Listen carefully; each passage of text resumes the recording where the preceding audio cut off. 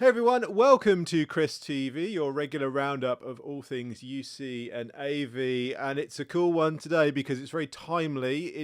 We're recording this in January, and what happens in January? Well, it's ISE, the biggest UC and AV and lots of other trade shows for us here in Europe, and you wouldn't mention the word ISE without bringing on our guest today, Mike Blackman from You. Integrated System Events Europe, Mr. ISE. How are you doing?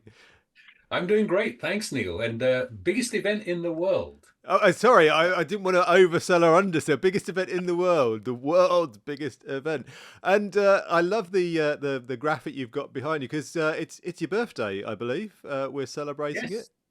Yeah, 20th anniversary. We started the show in 2004. Now, if you start calculating, most people say, actually, if I work backwards, that should be 21. But I, we lost 1 year. We lost 2021. Yeah. Oh, so you're Uh, not okay. Cool. You are taking that year out. You're not trying to boost No, it. no, Okay. we can say 20th edition. Right. And it's funny, when we did the 15th, we had this big debate saying, well, it's a 16th edition, but it's 15 years. Right. So that was always a debate. How do we call it? So now saying the 20 years and 20th anniversary. Right. So the 20th edition. So it works now. Did the beard look the same 20 years ago? I just bring that up. It wasn't there at all 20 years Oh, ago, actually. really? We'll have to try and find a Not picture. grey, and a few bits missing at the back, but I guess that's maturity. So let's just quickly reminisce a little bit. So back 20 years, where was the first ISE? What happened? How was it? Well, the first event was in Geneva, Okay. and a great facility, very, very central into, if you wanted to put a blind pin in the middle of Europe, you will land on Geneva. The only problem was that, Geneva's in Europe, but it's not. We had Right. a Yeah. lot of we had a lot of complaints from a lot of exhibitors saying, we have to import and export all of our stand gear and everything else. Okay, if you come from the US, it's the same thing anyway. But for many of the companies who are, funding this from Europe, Hmm. it became an issue for them. So the first event was in Geneva. It worked in terms of it made it a European event and not a local event. I think if we'd done it in the UK or done it Hmm. in Germany, we would have had the predominance of German or UK attendees. Yeah. We became very international straight away. Um, so it helped in that way, but it wasn't the best place for trying to get attendees in. And I don't want to put Geneva down because it's a great city and a great Hmm. place, and the venue is fantastic. But we needed somewhere that was a bit more accessible, Yeah. and so we held a meeting after the first show. We said to everyone, look, we've got something that's really good here, but we need to build it up, and we realized that we need to move away from Geneva. And we called a meeting immediately after the show. We said to everyone, we want to meet now. So when the show closes at 4 o'clock, we want everyone to come in at 4:30 into the conference hall, and we have a discussion. And we plan on having like 100 people. I think we had like 300 people Oh came into that goodness. meeting, and we had a big discussion. Got really good feedback from everybody about how the show really worked for them, potential, and they really wanted this to be successful. And but we need to move somewhere else. And from that meeting, we came up with a discussion with several locations to consider, and one of them was Amsterdam. Right. And I remember myself and Jason McGraw went on a road trip across Europe, looking at different venues and different places, and we managed to secure Amsterdam for the next show in 2005. Wow. Unfortunately, we couldn't get Amsterdam for 2006, so we went to Brussels, Right. which was good in some ways because we picked up additional attendees as a Yeah. result.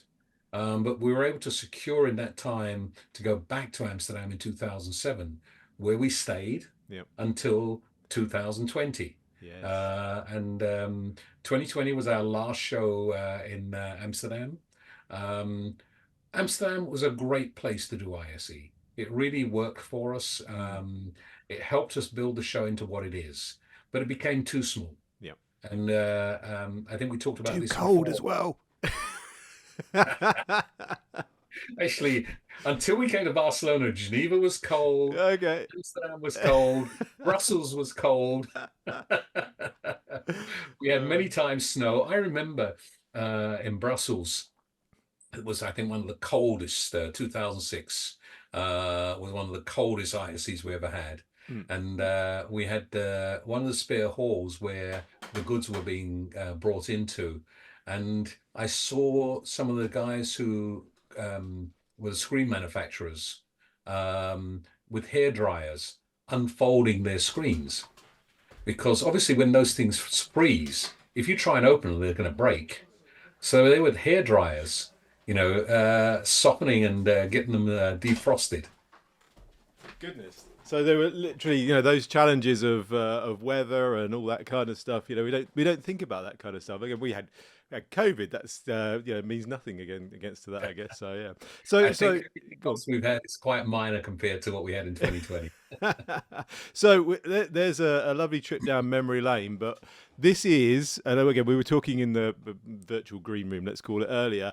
Biggest show this year Yeah, for ISE. Lots of new exciting changes. Let's yeah. talk about what people can expect. This is the teaser. There's spoilers, and let's get people excited about what's coming up in a few weeks' time. Well, we've got two new halls. Hall Okay. one and Hall one, we're introducing lighting and staging. So again, a new community who've been coming to the show, and some of those companies have been there. Now we've got even more of them. They've got their own dedicated hall. Hall four, if you recall, last year we had the IoT summit in there, Hmm. which was great in terms of getting the IT guys coming over from that show into ISE. But we needed the space, unfortunately, and that's going to be content creation. And content creation tools. Great for Right. you. Personally, I mean, not Crestron. Crestron's a great company for this side as well. But I think the focus from everybody who creates content, from someone who's doing podcasts right up to filmmaking, is Mm. all there. Right. Again, a big move forward in terms of what we're offering there. You also see in that hall some other stuff. Last year we had a keynote from the head of content for the America's Cup.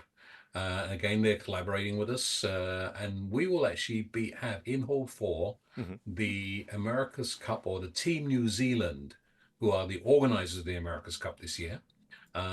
We have their land speed record-breaking yacht Wow. How big there. is this? You're saying yacht, not boat. So this is going to be a fair size bit of kit. It's funny. It only stands about 80 centimeters or a meter off the ground Okay. in terms of height, Hmm. except for the sail, which I think is about 12 meters high. And this thing is about 10 meters long. Right. And it reaches, I think it's 238 kilometers an hour, only on wind. The sail is actually, it looks like an aircraft wing. Is this one of those ones And that kind of comes up on foils and sort of comes Well, out the the water? boats come up on foils, but Yeah. the land speed yacht stays on the Right. Oh, ground. okay. Right. So I'm thinking of yachts as in They, floating they yachts. they they actually did this on the salt flats, and Right. they actually they're using the same technology as the boats. Right. The boats come up on foils, and in fact, our original thing was actually bringing one of the boats, but that's quite a challenge. We would have to close roads and Yeah. all Yeah. sorts of Yeah. things to bring it in. And then if we got it there, you'd only be looking up at the hull from there, because Yeah. these things, when they're outside the water, they're quite high up, about 8 meters high. And I don't know if you've ever seen these. Get a chance, just Google it on YouTube, Hmm. America's Cup boats, and they Okay. fly. These Wow. things go up on foils and they fly. Love it. Okay, so lots of new events and halls. There's some interesting changes outside the building, I believe, as well. Now, Crestron's obviously the last couple of years had a beautiful position outside the main entrance with this kind of analog, old, paper-based thing, but it's a digital show, so I believe we're doing something a little bit more exciting this year with regards to the entrance. Again, can we do some spoilers on that? Yeah, so it's actually being constructed right now as we talk. Oh goodness! Um, there is a transparent LED screen being installed on the Right. complete front fascia of the south entrance. Hmm. The idea is that it integrates within the building design. Right. So when the screen is off, you can look through and see into the building through the glass. Oh And wow. when it's on, you can see the images. And, this came up because we said what was happening was very, every time we wanted to brand the building as ISE, they would come along with cherry pickers and clean the glass. Cherry pickers are those little cranes, Yeah, on yeah, yeah. still running around the halls, and they clean the glass. We'd get this poster printed, and they'd come on, they stick that onto the glass, and it'd stay there for the show. Mm. Then afterwards, the cherry picker would come back. They'd take that down, Clean the window again. clean the glass again, and the next one would come up. So they're doing that every year. Yeah. And we said, look, we're not about paper, we're about digital here. And we did this in Amsterdam, where you saw in the entrance areas, we put more and more screens. There was a And so we virtual spoke to mic, the wasn't fair. there, in one of them? I remember there was you on a virtual kind of thing, rear projection thing, greeting Oh, people that one that year. was the avatar that I had last year, Yeah, is actually. that last year? Was it? Um, I think one of my mistakes, because I welcomed everybody coming in and said, if you see me, come and say hi. I had thousands of people coming saying hi to me throughout the show. So uh, you live and learn. Brilliant, brilliant. So there's obviously lots of stuff going on at the event itself. Now, again, we were talking earlier. It's not just at the Fira. I'm not going to say we take over the town, but there's loads of other stuff going on outside of the actual halls and the booths and the stands as well in the city itself. I know there's some pre-show stuff and some during show stuff. Let's run through a little bit of a kind of timeline of where the stuff is going on so people can kind of start arranging their calendars and itineraries of where they're going. So before the show on the Sunday, I think you were saying there's something exciting happened. Talk us through again some of the stuff outside of the FIRA that people should be aware of to get booked up for. So we kick off on Sunday evening, and to celebrate ISE. And well, this started off because I always feel sorry. I feel sometimes that we're like a helicopter. Um, we come into this city, we kick up a lot of dust, Right, make a lot of like a noise, and whirlwind. yeah. And there are people who are sitting there saying, "What was that?" Yeah, And so we said, okay, look, we want to keep the citizens of Barcelona on our side. We want sure. them to feel happy, and to have us as their guest. I read a really interesting article this morning on from one of the deputy mayors talking about being abducted by Barcelona, like the aliens coming in. I want to say, I think we should be happy to be abducted by the Barcelonians for a week Yeah. there, but we need to make sure they feel happy about us as well. Mm, So we said we need to do a few things in the city, because a lot of citizens, we don't want them in the show. mm, It's a business to business exhibition, and they would be lost, and they wouldn't add a great deal of value to the exhibitors. mm. But we need to keep them, tell them why we're there and what we are. So we're doing a mapping on the Casa Batlló. It's one of the Gaudi buildings, Mhm. one of the most famous. I think there are two famous Gaudi buildings, three, sorry, in Barcelona. Everyone knows about. There's the Sagrada Familia. You see it just no, yes, you do. You see it just behind me there. Um, and the other two are the Pedrera and the Casabatio. Right. And the Casabatio has been turned into a museum some years back, and it's a living museum. In fact, up until about 6 months ago, there was still a resident, someone living there, who actually had an apartment in there, and some of the rental agreements they had meant they couldn't be kicked out. And this woman, I think she passed away earlier this year, or was moved into a home. So they're just converting some of those rooms. They might Right. even be putting Crestron equipment in there, Oh, actually. fantastic. Um, um, so we sponsored the mapping with, um, one of the things with age is the grey cells getting there. 20 years. So Yeah. so mapping is where they project this big image on the front of the building. Yeah. Correct, yes. Right. So Okay. we sponsored a mapping there last year, Hmm. and we're doing it again, and we're introducing a new artist. Her name is Sofia Crespo, Hmm. and Sophia has been she creates digital images with sea creatures, and she will bring the building facade to life Wow. with this mapping. And so that's Okay. going to happen on Sunday evening. Right. Sunday It evening. starts Get at down eight there. o'clock at the Paseo de Gracia. Okay. And we're really worth seeing. Last year, there were 50,000 people on the street watching the mapping, Goodness me. That's amazing. or more than 50,000. So again, we might expect the same or more. Goodness. Um, Okay. and So Sunday we got the mapping. That's good. Then obviously Monday is when are the we have a doors open? VIP dinner, Yeah. not out for everybody, but because we're limited on what we can do there. All good. But as a thank you to some of our key exhibitors who've been, supporting ISE since its inception, Hmm. our sponsors, etc. And we're doing that with the city together. Fantastic. And then on Tuesday, the show opens. Excellent. And we also have on Tuesday evening the Innovation Awards up on Montjuic. Yep. Always look forward But to that. when you, sorry, Always look forward to that. Been there the last couple of years. It was very good. again, it's a nice event. I Yeah. think Innovate Magazine have done a great job in building that up. It Mm. brings the industry together, and I think it's a nice celebration of our industry. Mm. Um, and I understand Crestron has a few VIP dinners as well going on those nights too. So, All good.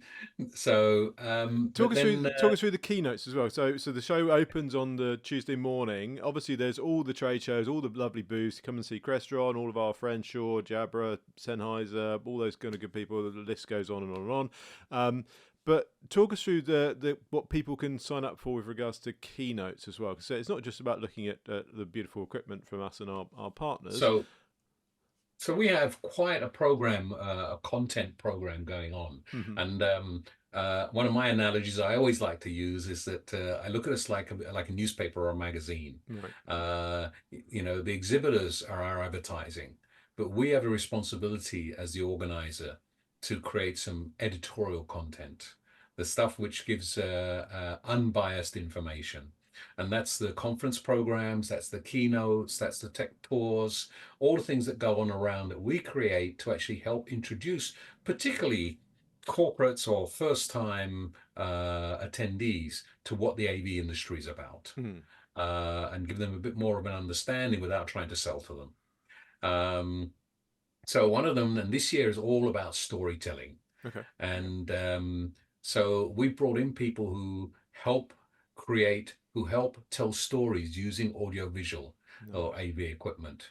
And what we've seen over the years, particularly in film and television making, is the AV industry becoming more and more key to this. It started off with The Mandalorian as one of the biggest films where, they were using virtual studios. And we're seeing that becoming more and more relevant in the film and TV industry. So we've got Charmine Obey-Chinoy. She's a journalist, documentary maker, and filmmaker. She's done a couple of Disney films already, and she will Nice. be the director of the next Star Wars film. Goodness. Wow. It's coming out later this year. Okay. And she'll be doing the Tuesday keynote and talking about storytelling, Right. and why they matter. Love it. Then on Wednesday, we have Jeroen van der Most. Jeroen is a Dutch DJ and video mapping specialist. Okay. And he's also going to be talking in the same way about storytelling, talking about how he's using AI and audiovisual technology to actually map and create entertainment out of buildings. On the Wednesday, we have our prediction mapping specialist from Casabatio, Sophia Crespo, Right. and she will be doing the keynote on Wednesday lunchtime. So the keynotes are normally at 5 o'clock, but on Wednesday it's going to be, Thursday. Yep. Tuesday is Charmine Obey-Chinoy. Wednesday, Jerome van der Most. Thursday is Sophia Crespo. All of this is on the Uh, website. We're not holding you to all this, so it's all available on the website to go and it's pick up all and make there. sure you get that signed up. And then on the Thursday, you were talking. There's some event happening in the city that is But kicking off on the Thursday. we're starting off actually with straight after the show closes Hmm. with a mapping on the facade in our new screen Right. that's happening on the south entrance with Jerome van der Most, Hmm. where it's called B Barcelona. Right. And it's actually imitating the life of a bee, and they're quite important for the well-being of the city. And he's turning that into a mapping or a digital art event on the screen with music Okay. in front of the Gran Via South entrance. So when you're coming out of the show as an exhibitor or an attendee, you can experience that straight afterwards. Again, a really nice live event there. Nice. And then that sort of like a kickoff for the Llum Festival, LLUM, Okay. which is a lighting and digital art festival, takes place around Barcelona. It's been Hmm. existing for a few years, and because this event is using audiovisual technology, um, we talked with the city and they saw a lot of synergies between the two. And they said, well, let's start the move to Llum, which was normally taking place a week after ISE, Right. and now they actually it's starting on the Thursday night of ISE is Fantastic. the opening event for the Llum Festival, and it continues for the following week. I will have to make a beeline, pardon the pun, for the bees down there. I'll take my friend from Schnick Schnack Systems, maybe, who are great in LED and lighting. Maybe they'll, Yes, friend of certainly have Crestron, a take look at them it. down there. Yeah, there's a lot going on, how they're lighting up the buildings and architectural lighting, Wow. mapping, all sorts of things they're doing to actually create something out of the city. Very cool. What we also got are technology tours around the city. So we like to show AV being used in situ. So taking people have to sign up for them, and then you get a tour with a guide from the industry Hmm. who's explaining how AV has been put into department stores, into the airport, into Casabatio, or other buildings around the city or organizations who've got to, allow open up their homes, their buildings to our attendees to see how companies have actually put AV into their facilities. Very So cool. if I move the right way, that building there, I love the fact you're mapping this. It's like the weather forecast behind you. yeah. So am I getting the wrong hand? Here we go. That building there. I have to practice that one. Yeah, There, that one. that one. The like the corn on the cob. Yeah, yeah. That's one of the tall buildings. The Glories Tower, and that's using phenomenal amount of AV, including putting a theatre in, having it's like a museum presentation inside, using audiovisual to actually demonstrate and show visitors. And if you get a chance to go there, the view of the city is phenomenal. Okay. Best view of the city. Right. All right. I love Um, it. yeah, so, and we've got a host. Go to our website and you'll see a list of all the tours. So under the tech tours in there. Then we have the conference program as well, where we have smart buildings, we have collaboration, digital signage. There's a whole list of different conferences that you can attend Hmm. and learn more about how AV is being used or how you can implement AV into your business. Um, and those are in several languages. We have one program totally in Spanish with translation as well. So there's a lot going on, not just the exhibits. And again, the largest show ever. Yep. We anticipate more than 1,300 exhibitors, a show floor which is almost 25% larger than it was in 2023. Hmm. And registration is phenomenal at the moment. We're running currently today about 30% ahead of where we were year on year for last year. Love it. So now that might trail off a bit, and we have to see how many of those people actually turn up. But it's looking very, very positive at the moment. Very exciting. Now, where is this website? Give us the website address so people can go if they haven't done Website already. address is www.iseurope.org, all written iseurope.org. together, iseurope.org. And Lovely. there you can find everything. I'm sure that Neil will give you a code to be able to register free of charge if you don't have one. I'll have to ask for Um, his ad. I didn't plan. We'll put it in and the we'll put it in the captions underneath. We'll put it in the comments. Don't worry. We'll give you the free code. I should have been prepared. and the show opens at 10 in the morning, goes till 6 at night, every day except Friday when we close at 4 o'clock. Um, Again, lots to see. I can tell you the 4 days is not enough to see the whole show. Very cool. If you really want to take advantage and you're coming as a group, split up, you know, and then, just allocate different areas for each of you to have a look at, and then for highlights that you all go back and see. It's the best way to get the most of the whole show. There is not enough time to go around and see all exhibitors in 4 days. That's how You'd big certainly get your ISE. steps up, wouldn't you? Yeah. Very cool. I think Mike, there's a challenge out there go on. actually. Someone started to say, how many steps do I take during ISE? Ah, here we go. We'll start this off, shall we? Who can get the most steps at the ISE? Love it. So, Very cool. but I know what I did last time, and uh, I can tell everybody that during the build-up period, I run around my little mini Segway, so I don't have to walk. But I'm not allowed to use it in the halls anymore, so I still have to walk a bit. Oh So my goodness. step numbers are quite high. Very cool. Mike, thank you ever so much for joining us. I'm sure you've got a lot of work to do still, and I'm sure there's going to be loads of cool stuff that you haven't mentioned that's still going to come as well. But we won't spoil any of that. We need some excitement when people come and some surprises. But thank you for joining us on the show. I can't wait for ISE. It's again highlight of the year. Great to get together with friends, colleagues, and just see all the amazing new tech and technology out there, and just meet up with our customers and partners as well. And it's just a great networking event. So thank you for joining us, and thank you for all the efforts of putting it on as well. You're doing an amazing job. It's always an amazing event. Thank you. Neil, there's a huge team behind me who helped me I thought put it was this just on. you. I run around, I clone myself.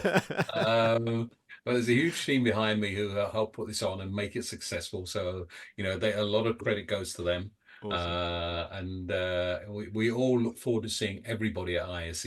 We as a team are really excited about this year and looking forward to this show. We strive every year to make it better and different, and we certainly achieved it this year. Awesome job. Thank you ever so much, and I'll see you in a couple of weeks in Barcelona. Looking forward to it. Awesome. Thanks, Mike. And thank you all for tuning in. It's not long now. The time is ticking down. If you haven't already registered and you haven't got your flights and hotel, I'm sure there's probably still some around. Go and book, go and sign up. Come and visit ISE Europe. It's iseurope.org is the website. The biggest show on the planet, as you heard it there from Mike. Come and see Crestron and all of our great partners. As I say, all of the great Crestron partners that we work with will be there. I'll be there. We'll see you there. If not, don't worry. If you can't make it, we're going to be live streaming on the Thursday from the booth as well on YouTube, LinkedIn, and all other good social media networks. So we're going to be touring the Crestron booth on the Thursday. I think it's 4 p.m. local, 3 p.m. UK, and 10 a.m. Eastern if you're in America. So check out and watch that live CresTV episode from the booth. Stay well, and I'll catch up with you on the next one.